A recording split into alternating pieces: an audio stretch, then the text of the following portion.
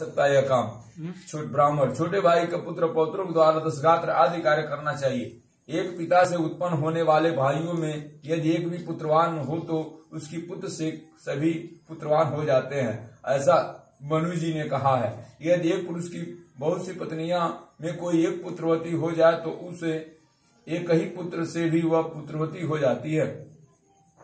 सभी भाई पुत्रहीन हो तो उनका मित्र पिंडदान का अथवा सभी के अभाव में पुरोहित को ही करना चाहिए।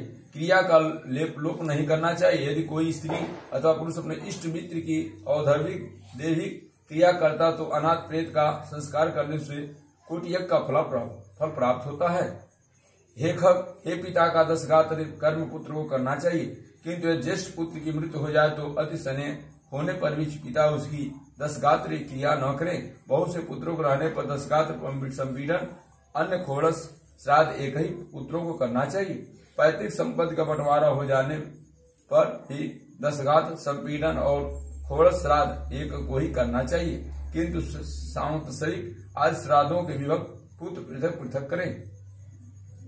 इसलिए ज्येष्ठ पुत्र को एक समय भोजन, भूमि पर शयन एवं ब्रह्मचर्य धारण कर पवित्र होकर भक्ति भाव से दशगात्र और श्राद्ध विधान करना चाहिए।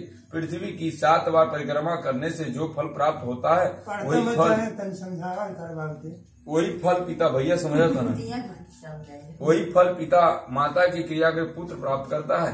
दशगात्र से लेकर वार्षिक श्राद्ध पर्यंत तक पिता की श्राद्ध क्रिया करने वाला पुत्र गया श्राद्ध का फल प्राप्त करता है।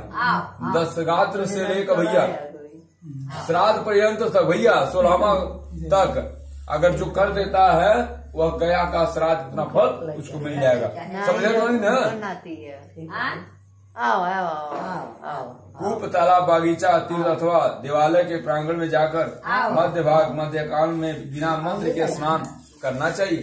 पवित्र होकर वृक्ष के मूल में दक्षिणाभिमुख होकर वेदी बनाकर उसके गोबर से लिखे उस वेदों में पत्ते पर फूस से बने हुए दर्भ में ब्राह्मण को स्थापित करके पाद्यादि से उसका पूजन करें और पुष्प संकासम इत्यादि मंत्रों से उसे प्रणाम करें।